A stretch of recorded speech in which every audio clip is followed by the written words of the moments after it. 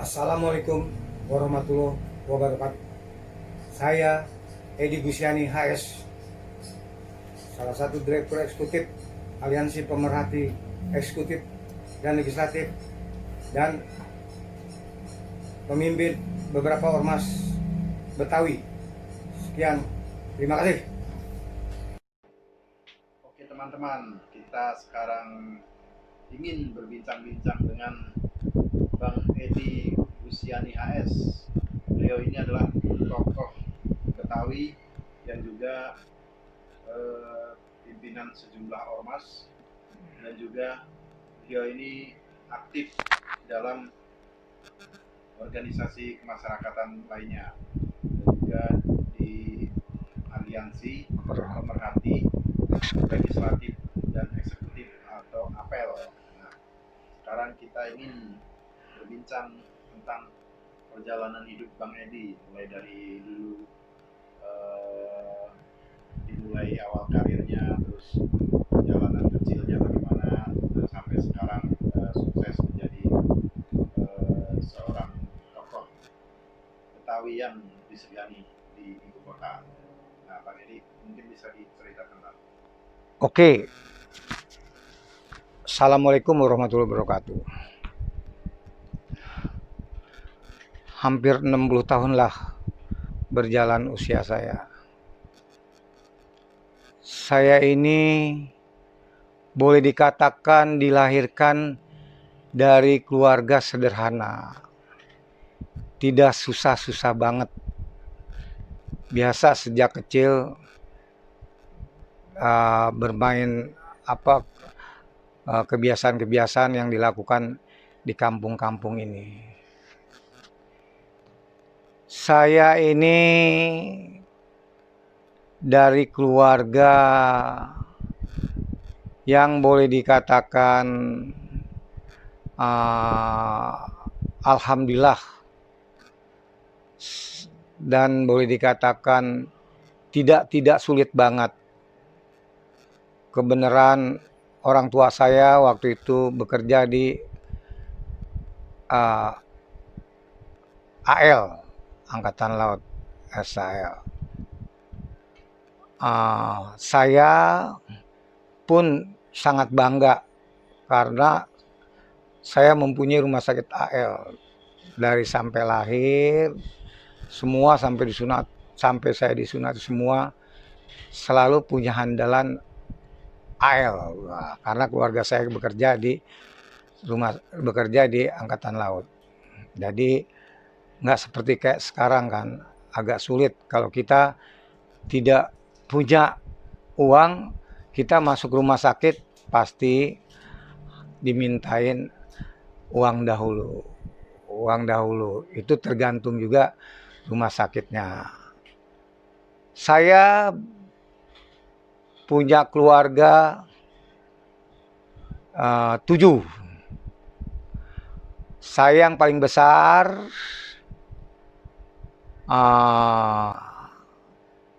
Saya ini bertempat tinggal di kampung Tanah Abang, persisnya di Alapsi.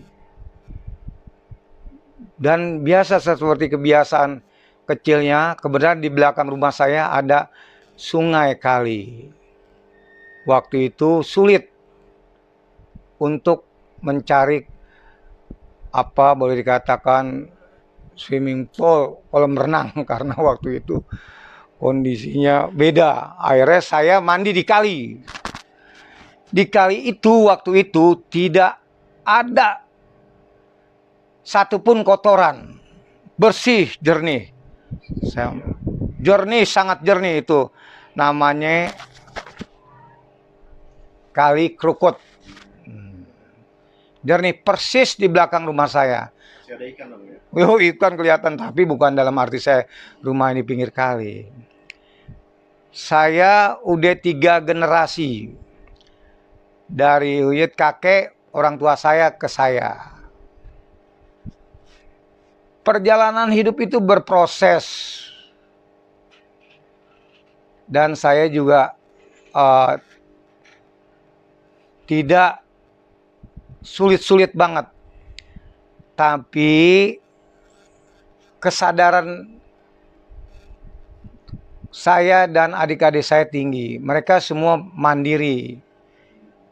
Jadi tidak kolokan, tidak manja. Tapi saya juga pernah ngalamin sedikit dimanjakan. Karena apa? Saya pernah sekolah diantar pakai mobil. Walaupun mobil berseri Angkatan Laut, Tentara Wilis ke sekolah, kebenaran SD saya di Kampung Bali. Kampung Bali, Kampung Bali 25. Semua itu berjalan proses. Mungkin juga kita nggak tahu nasibnya gimana, takdirnya gimana. Itu semua yang tahu hanya Allah Subhanahu wa Ta'ala. Dari kecil sampai dewasa, dari kecil saya remaja, dewasa, ya saya jalanin kehidupan itu. Setelah itu saya udah mulai mandiri, boleh dikatakan udah cukup usianya, udah cukup remaja dan dewasa. Kenakalan remaja biasa kalau anak-anak, tapi tidak pernah sangkut paut urusan-urusan yang berwajib. Itu. Setelah saya mengerti pekerjaan karena sulitnya mungkin kondisi keluarga, saya mandiri. Semua pekerjaan yang sifatnya menghasilkan uang, saya lakoni. Dari pagi-pagi saya jualan donat, ngambilnya itu di kebun dalam. Tempat kawan saya, Haji Lulung sekarang. Haji Lulung pernah jualan donat? Enggak, saya maksudnya. Saya ngambilnya di situ. Terus saya lakonin setelah meningkat juga. Saya pernah juga jualan koran, pernah saya lakonin. Akhirnya saya udah mulai ngerti pekerjaan. Pekerjaan itu saya lakonin. Pernah saya jadi di Cikini, ada salah satu perusahaan Sanarjaya, di situ juga ada PT Pupuk Kaltim. Saya di situ kerjanya ya alhamdulillah jadi office boy. Jadi saya mau makan enak aja saya harus nyuci mobil. Tahun berapa? Itu sekitar tahun 82, 83. Nyuci mobil saya. Kerja saja. Pengen makan aja saya cuci mobil. Itu 100 rupiah. Itu di Sanarjaya sekarang Gedung Cik sekarang itu saya. Lama di situ saya. Berikutnya akhirnya saya lamar saya jadi marketing. Salah satu ya boleh dikatakan perusahaan swasta lah, menjadi kampaser, keliling-keliling nawarkan barang ke toko, ke warung-warung, apa udah habis sampai ke daerah-daerah, sampai semua saya ini. Jadi kehidupan saya benar-benar saya jalanin. Saya waktu itu sadar setiap manusia berusaha dan kerja keras, jujur, Allah menjanjikan suatu saat nggak mungkin sulit terus. Setelah itu saya sudah mulai bekerja. Akhirnya tahun 85 saya berkeluarga. Itu pun berkeluarga saya juga mandiri prihatin. Saya nggak pernah tinggal di rumah. Saya keliling-keliling ngontrak dari anak 1 sampai 2 sampai ini semua. Saya jalanin dengan tekun. Saya jalanin dengan ikhlas tulus. Akhirnya tahun 87 saya bekerja di salah satu perusahaan kedokteran, dentistry. Saya nguasain semua alat, bahkan semua dokter-dokter itu khususnya DRG pasti mereka supplier kenal. Sampai saya pegang Mustopo, bahkan banyak orang-orang yang sekarang pejabat kenal saya. Dari situ saya juga coba berimprovisasi, coba gimana merubah nasib saya, karena nasib bisa dirubah kalau takdir tidak bisa berubah. Anak Betawi, tidak ada saya gengsi-gengsi. Bahkan saya dibilang Edi Koran, saya nggak gengsi-gengsi. Bahkan saya nggak minder, saya bermain dengan anak-anak yang orang tuanya mapan, orang tuanya mampu. Yang punya kios lebih dari satu. Bahkan teman-teman yang pengusaha, anak pejabat, tapi saya nggak minder.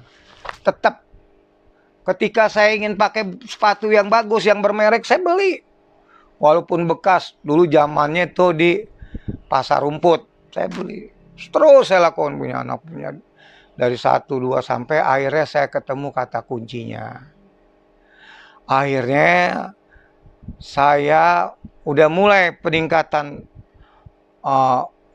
kerja saya udah bagus. Bahkan saya nih cukup berhasil dalam segi marketing pemasaran karena saya mendapatkan diamond ahli marketing, istilahnya apapun yang saya pasarin tidak ada cerita nggak bisa saya jual.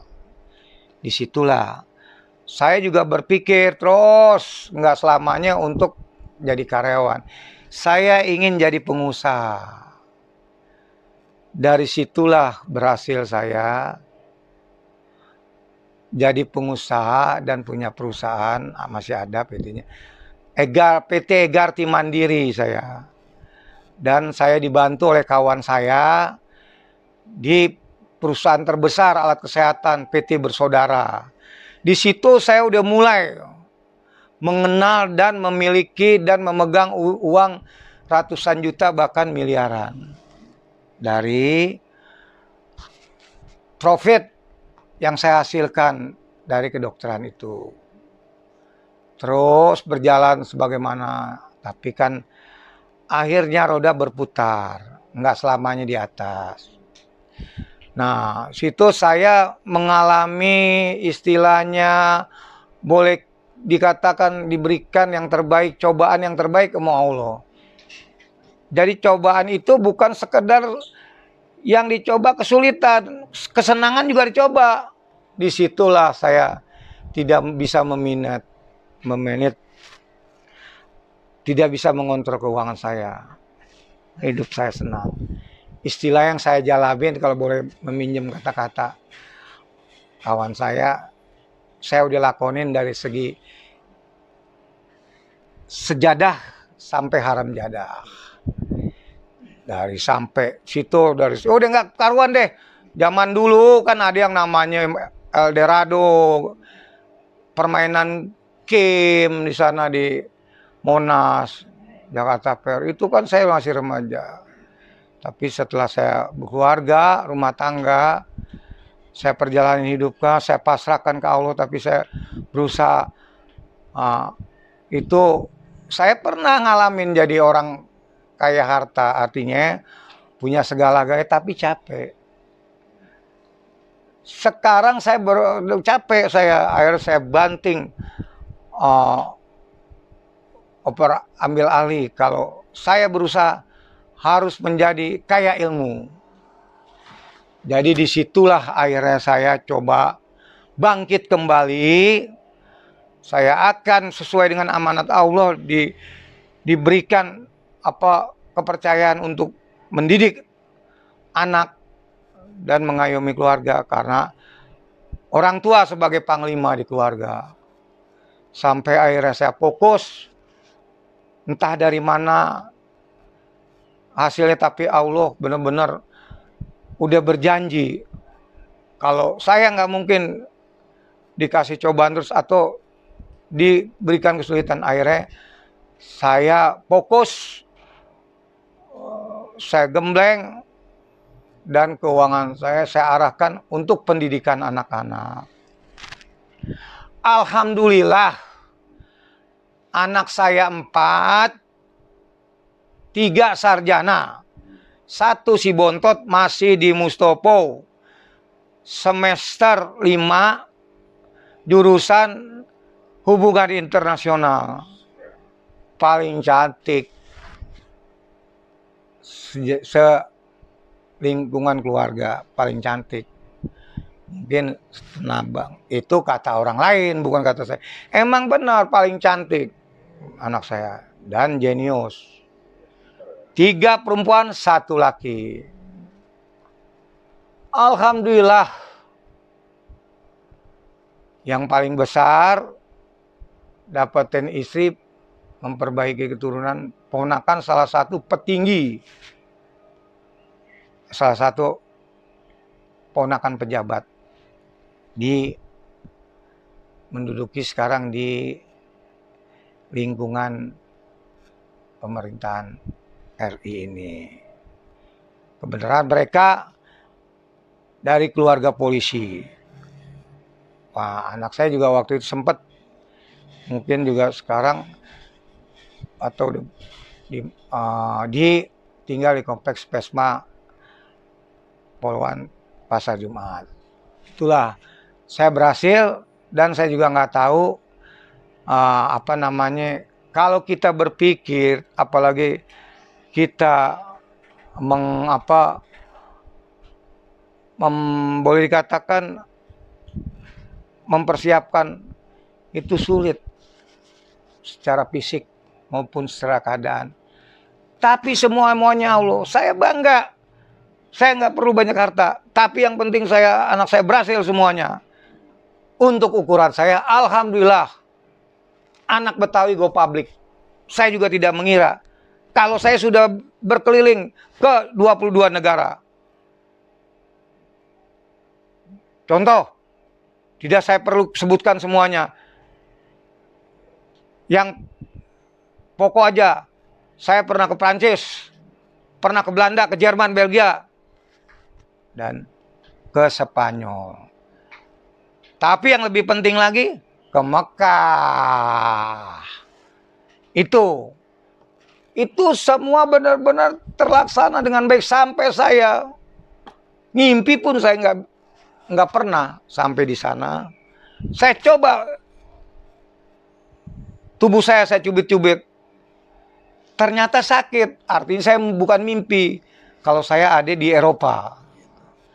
Alhamdulillah, semua saya jalanin. Nah, tapi sekarang saya punya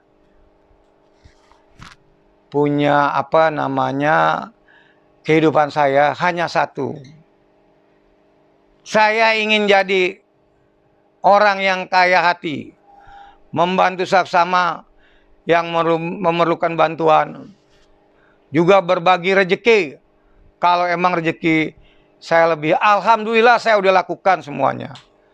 Dan saya tiap menghadapi kesulitan apapun, tidak ada yang tidak bisa diselesaikan. Sekalipun itu urjan atau gimana. Sekalipun itu berhadapan dengan yang sifatnya keras. Karena saya kalau cerita keras mah saya udah ngalami. Artinya waktu zaman-zaman nakal pernah saya ditempelin celurit.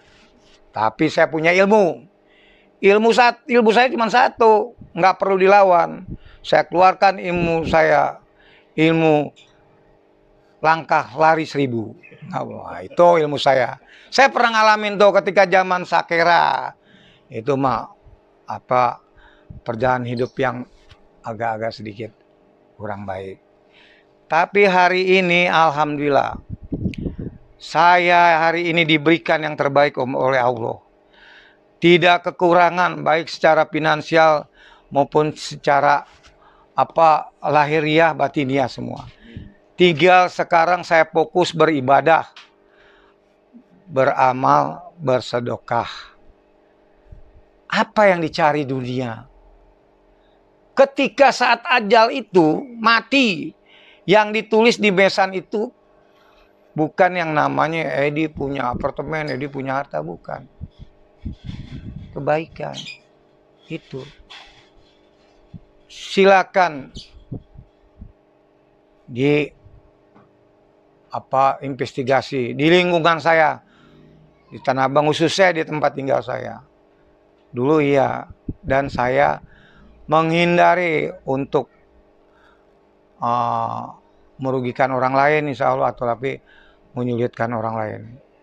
saya hari ini seterusnya saya akan menjadi seorang inisiator untuk berbuat baik, bersedekah, membantu anak yatim. Itu janji saya.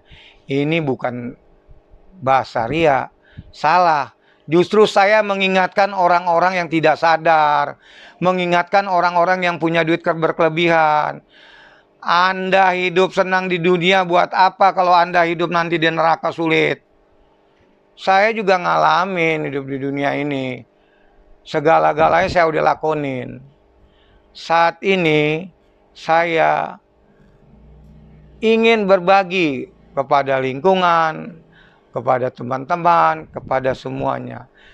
Bahkan saya prihatin kalau melihat kondisi teman-teman saya yang sejak saya dulu sulit mencemokan saya, sekarang mereka kembali berputar sulit karena mereka tuh kan dari orang tua. Ketika orang tuanya nggak ada, perusahaannya habis, toko-toko di proyek Tanah Abang habis, akhirnya mereka jadi tukang parkir, jadi tukang apa ya istilahnya yang inilah itulah yang terjadi. Allah tuh tahu.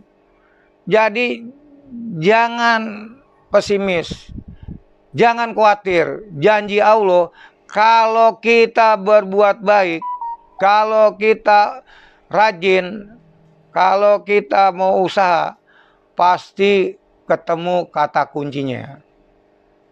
Dan saya juga alhamdulillah tidak merasa terbeban, karena saudara-saudara saya untuk ukuran mereka semua berhasil. Berhasil semua. Dari yang nomor 1, dari di bawah saya, apalagi yang di bawah saya. Salah satu orang boleh dikatakan ibaratnya tokoh inspirator anak Betawi yang dikenal di seluruh boleh dikatakan secara nasional, bahkan di pancanegara. Siapa yang nggak kenal Rahmat HS? Mereka. Ya pro kontra itu biasa, tapi yang jelas itu bukti nyata, real. Dan itu juga peran kakaknya memberikan contoh yang baik, membimbing, karena kakak itu salah satu pengganti orang tua. Itu kalau saya jangan amburadul, kalau saya tidak berhasil, kalau sayanya tidak memberikan contoh, pasti ke bawahnya tidak bagus. Dan perlu diketahui, saat perusahaan saya berkembang, saya emang mengikuti jejak adik saya Rahmat Backup. Ketika ada gerakan, boleh dikatakan saya bos kecilnya lah. Akhirnya sampai kecemplung saya ikut jujur di organisasi itu, ikut terlibat. Akhirnya saya abaikan perusahaan itu, akhirnya ya boleh dikatakan tidak berjalan. Sampai saya juga tidak ada pegangan, sampai saya juga kembali lagi berputar hidup, sulit juga. Tapi alhamdulillah Allah memberikan jalan lagi. Saat ini saya tidak pernah ngeluh, tidak pernah apalagi saya stres dengan keuangan. Alhamdulillah. Kalau dulu saya pegang uang 100 juta atau 1 miliar, besar, sangat besar. Tapi kalau sekarang saya pegang 10 juta, ukurannya 100 juta. Tapi alhamdulillah lagi sekarang saya sudah tidak lagi berambisi untuk jadi orang kaya harta. Saya ingin jadi orang kaya hati, memberikan orang-orang yang perlu bantuan saya. Kalau cerita organisasi, semuanya saya udah lakonin. Jadi saya punya cara sendiri, punya trik sendiri, punya ilmu sendiri, dan saya punya mengatasi orang-orang yang kira-kira sulit untuk diarahkan, apalagi mereka mempunyai temperamen emosi. Dan saya ini sekarang tinggal tunggu kapan saya akan selesai di dunia ini atau saya kembali ke Sang Halik. Dari sini saya harus benar-benar berbuat yang terbaik untuk lingkungan, yang terbaik untuk teman, yang terbaik. Ya biasa kalau kontrapro mah saya nggak perlu tanggapin, karena kehidupan saya, kesulitan saya, kesenangan saya yang alami diri saya. Dan semua anak-anak saya dari kecil sampai dewasa, sampai punya rumah tangga, sampai punya anak, tidak ada yang membebankan saya, apalagi yang menyulitkan saya. Mereka semuanya benar-benar taat, benar-benar sama orang tua, benar-benar patuh. Akhirnya mereka juga berhasil semua. Dan bukan berhasil aja, mereka juga otaknya jenius, pintar. Jangan dikira kalau kita cuma ngejar sarjana dapat tapi nggak bermanfaat, buat apa? Banyak sarjana yang tidak bermanfaat, buat apa? Minimal kalau sarjana dipakai ilmunya, minimal mereka berhasil memberikan istilahnya boleh dikatakan bagi-bagi pengalaman dengan teman-temannya. Sekarang alhamdulillah saya ini punya kawan kebenaran pejabat-pejabat, terutama di lingkungan Pemprov maupun di atas atau yang di departemen. Karena saya juga dulu waktu main di alat kedokteran gigi dan dentistry juga saya udah berhubungan dengan orang-orang pejabat tersebut, cuman terbatas. Kalau sekarang saat ini dari zaman gubernur itu apa ya? Main di organisasi. Saya main di organisasi dari zaman Suryadi Sudirja sampai sekarang. Jadi saya tahu lorong-lorong di Pemprov DKI. Bahkan saya dekat sama mereka orang. Kuncinya satu, bersilaturahmi, tidak boleh nyakiti orang. Kita harus jaga etika. Dan yang penting, kita jangan merugikan orang lain, jangan menyakiti orang lain. Itu kata kuncinya. Dan nggak perlu lagi sok tahu, kalau istilah sekarang istilahnya kepo. Kalau zaman sekarang terkenal kepo, mau tahu urusan, jangan kita. Yang penting buat diri kita yang terbaik, buat keluarga kita yang terbaik. Saya terpilih jadi ayah yang berhasil untuk anak-anaknya terbaik itu. Ini real nyata, jarang.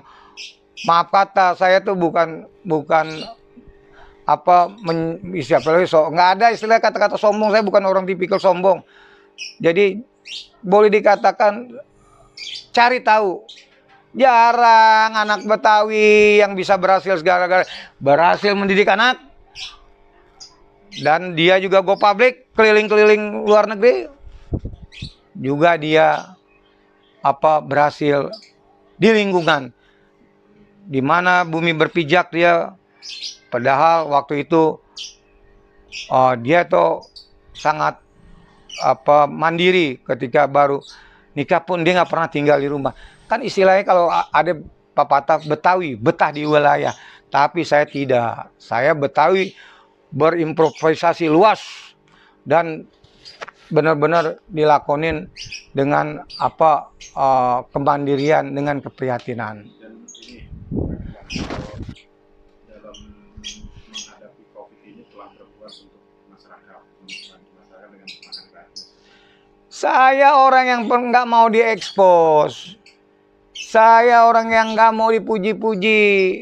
Dan saya nggak mau orang yang sok-sok hebat atau sosok ini. Yang jelas silakan cek. Selama terjadinya pandemi COVID-19, virus corona ini, saya udah action, saya udah melakukan yang terbaik. Yang lain belum. Mungkin bahkan belum ada pembentukan yang namanya gugus atau Pemda juga belum ada. Saya udah melakukan. melakukan pemberian sembako dan melakukan dengan agenda tagline Bang Edi bagi-bagi 1000 kotak nasi gratis. Sudah saya lakukan. Bahkan 2 kali PSBB pertama, bahkan PSBB kedua, hari ini baru 200 kotak. Insya Allah besok Sabtu ini akan saya aktifkan lagi pembagian nasi kotak 1000 itu kepada khususnya di lingkungan kita dulu yang mata pencarian sehari-hari yang mereka cari, misalnya kayak tukang ojek atau dan lain-lain. Saya tidak mau dipuji-puji, nggak perlu saya pujian. Yang penting perbuatan saya, kelakuan saya itu Allah yang tahu. Ngapain saya berdebat menghadapi orang-orang yang kerdil pemikirannya, yang picik pemikirannya. Saya udah nggak, bukan kelas saya. Allah yang tahu saya berbuat arahnya kemana. Bahkan saya melakukan santunan ke anak yatim. Saya punya anak yatim yang dipimpin oleh Kiai Usarmawan di sana. Saya tidak menunggu jadwal sebulan. Ketika saya dapat rezeki, seminggu 3 kali dapat rezeki, 3 kali saya pergi ke Jati Bening. Jadi ini sekedar informasi aja, bukan, jangan salah penafsiran, jangan salah asumsi. Oh, ria begini. Jangan, lo ente bilang ria itu cantelannya, bahasanya itu, ataupun keyakinan ente, nggak bisa ente berkomentar gitu. Yang tahu kembali nih Allah yang tahu nih di begini yang tahu Allah. Udahlah, kita makanya aneh memberikan contoh. Ayo, kalau rezeki ente lebih, jangan kikir, bakhil, bagi. Aneh udah buktikan. Dan ini yang perlu diingat lagi. Ini sangat-sangat benar-benar boleh dikatakan sakral. Masalah ketaatan, masalah pengabdian, masalah kepedulian kepada orang tua. Kalau ente masih ada orang tua, maksudnya ibu masih ada, masih hidup, aneh sih sekedar kasih saran aja. Minta berkahnya sama orang tua ente, maksudnya sama ibu. Kalau perlu ente buat sesakral-sakral mungkin. Cuci kakinya di baskom. Kalau cuci muka kita, sampai mereka keluar air mata sampai sedih. Minta tolong diusap. Bacakan istilahnya Al-Fatihah, Al-Ikhlas, Salawat Nabi. Insya Allah kejadiannya besok akan berubah ente. Aneh ngalamin. Akhirnya sekarang pun sama. Tiap mengurusi persoalan apapun bisa diatasi. Waktu itu aneh, waktu melakukan itu, berapa hari kemudian besok aneh diberangkatin ke Mekah. Padahal aneh nggak punya duit. Nah itulah. Jadi hidup itu harus bersyukur. Jangan menyesalkan nasib kita. Nasib kita itu bisa dirubah. Yang tidak bisa dirubah itu takdir. Aneh sangat-sangat yakin banget. Aneh bicara berdasarkan fakta, bukan bicara dari asal keluar-keluar atau ngoceh. Udah aneh ngalamin sekarang. Usia aneh udah hampir 60 tahun. Anak aneh 4. 3 anak aneh cewek semua, cantik-cantik semua, boleh aneh banggakan, wajar. Dan pintar. Orang dia sarjana kok. Yang S2. Alhamdulillah, jarang. Yang namanya di Jakarta ini, khususnya di lingkungan Betawi ini jarang. Bapak punya uang boleh berjuta-juta, beratus-ratus juta, bermiliaran, tapi Masih ada anaknya yang keleleran tidak sempat duduk di universitas, apalagi dia jadi sarjana. Banyak. Ya kalau organisasi itu kan bagian dari kegiatan kita, supaya kita aktivitas dan tidak suntuk. Yang penting fokusnya mencari doku, bos. Fulus kalau kata orang, cari fulus. Ane belajar dari kehidupan, tentang diri ane, tentang orang lain. Sebelum ane mempelajari orang lain, ane belajar sama diri saya dulu. Apa kekurangannya? Sejauh mana kemampuannya? Sejauh mana keberhasilan, tingkat keberhasilannya? Dan sejauh mana untuk meredam keemosian dan kesabaran itu perlu. Sekarang ini untuk ukuran aneh nih. Kalau melihat ke atas berlapis-lapis, dia ada di langit ada lagi. Sulit kalau ngebandingin sama orang yang untuk ukuran aneh. Sederhana aja. Yang jelas Andi berterima kasih beribu-ribu. Dan benar-benar Andi benar-benar bersyukur dan tulus dan diberikan yang terbaik oleh Allah Subhanahu wa taala. Allah Subhanahu wa taala enggak pengen take and give, apalagi suruh dibayar meminta, enggak. Cuman Allah bilang, jalankan kamu ibadah kamu. Ibadah tuh banyak, sholat, berbuat baik, sedekah, itu dan lain-lain seterusnya. Kadang-kadang orang tidak memahami.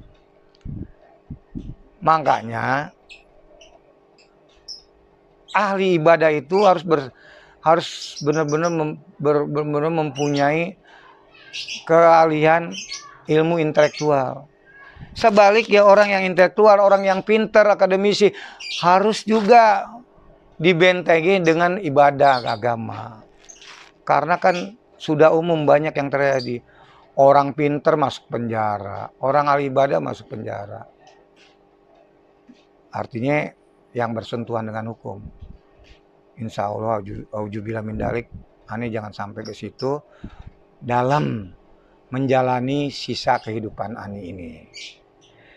Saya rasa itu saya berbagi dalam kehidupan saya menjelang usia saya 60 tahun ini.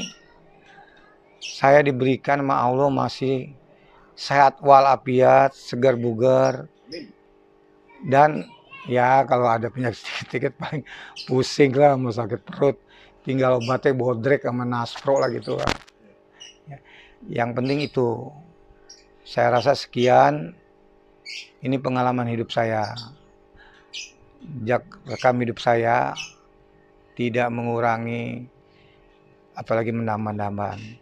Dan saya bercerita nggak ada urusan gengsi. Lo makan gengsi kalau lo susah. Yang jelas saya udah gembira sekarang. Udah gembira saya, istilahnya untuk ukuran saya. Kalau nggak, saya nggak ngelihat teman-teman saya. Masa saya lihat teman-teman yang berhasil, menteri teman saya atau wagub teman, beda. Untuk lingkungan saya, diri saya sendiri gitu aja. Sama. Mereka makan daging, saya makan daging, rasanya sama kok. Cuman keadaan yang membedakan. Tapi alhamdulillah Allah memberikan yang terbaik untuk saya. Dan seterusnya mudah-mudahan saya dikasih usia lebih panjang lagi supaya saya bisa lebih banyak-banyak mencari barokahnya atau lebih banyak-banyak mencari amal perbuatan saya ini buat nanti bekal di akhirat nanti. Saya rasa sekian untuk yang akan datang, mungkin bisa saya buat lagi wawancara ini dengan beberapa media.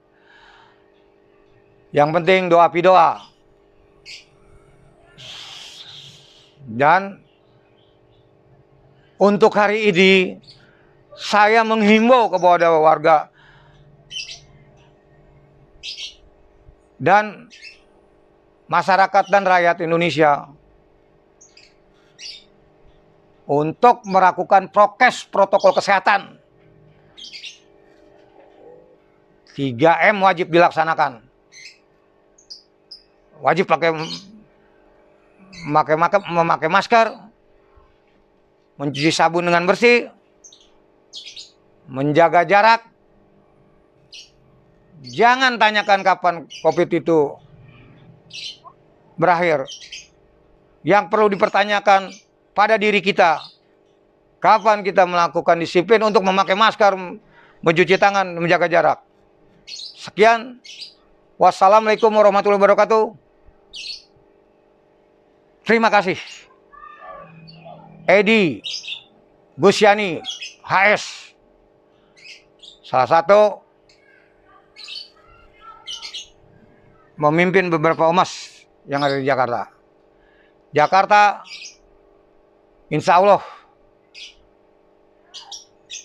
dan juga di Indonesia ini, supaya pandemi COVID ini Allah mengangkatnya, Allah menghentikan aja. Dengan kejadian ini, hanya Allah yang bisa mengatasinya. Sekian, terima kasih. Wassalamualaikum warahmatullahi wabarakatuh.